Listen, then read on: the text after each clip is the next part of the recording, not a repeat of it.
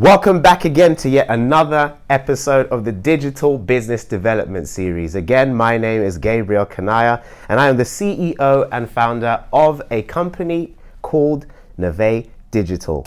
And in this episode, we're going to be talking about social media generally and the respective channels across social media and how you should be selecting which channel will be best for your business. But before I get into it, remember to like, comment and share. Remember to subscribe to the channel that you're seeing it on, because of course I am bringing you more and more value. We want to help you as best we can and we need you to be engaged.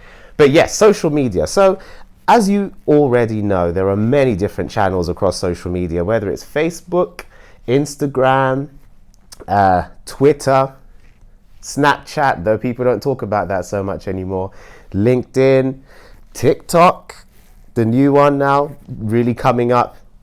You really need to understand, where is it your target audience is based?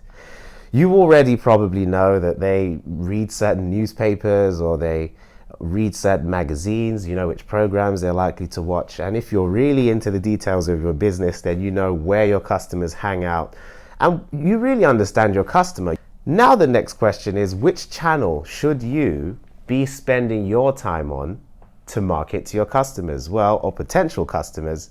The truth is, you need to understand where they are and which channels or which types of people or demographics gather on different channels.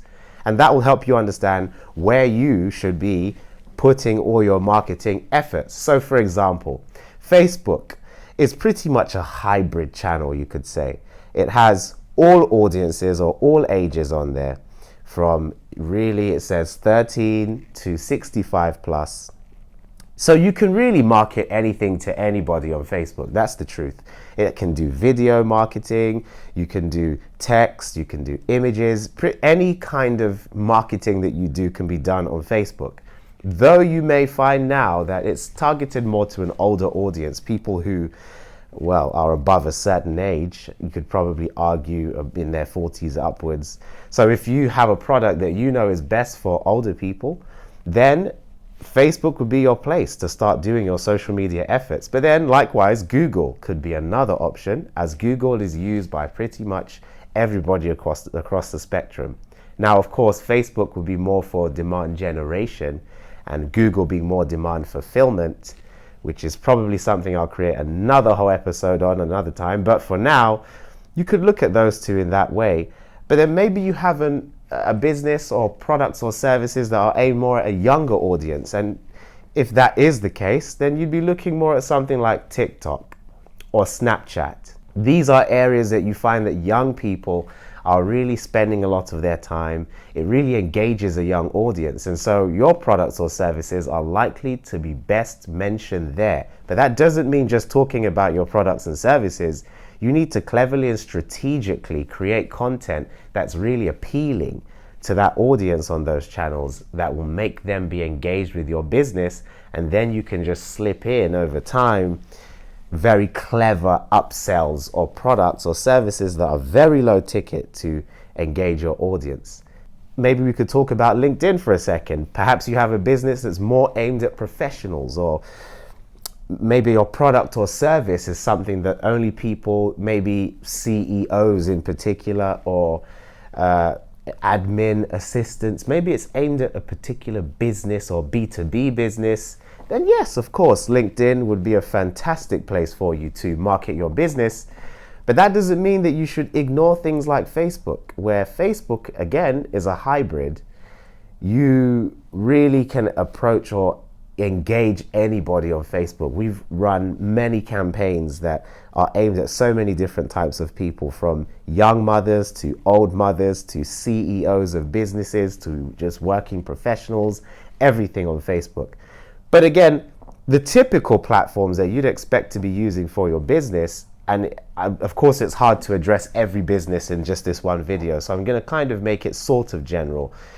Really, you would have a Facebook account. That goes without saying for any business pretty much. It was even once mentioned, maybe about a year or two ago, that Facebook is competing with the internet.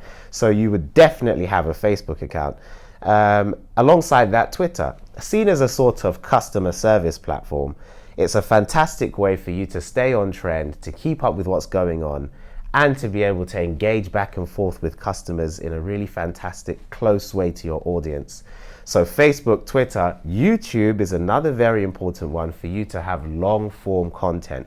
Content that is really educational or inspirational or entertaining but lasts a bit longer would be fantastic, because of course, as I like to say to all potential clients and people that I speak with, your social media presence is an opportunity for you to host your own television show, as well as being able to post your own ads in between the channels. So as long as you keep your social media platforms active and you engage your audience, you'll be surprised at how much traction your business can get from it. Now, there will be more videos over time where I talk about this in more detail, but for now, I'm going to leave it there. If you have any questions or anything in particular, or you want to know more about any channel, drop it in the comments below or message me directly and I'd be more than happy to get back to you. So, again, my name is Gabriel Coniah. Thank you for listening, and I look forward to seeing you in the next episode.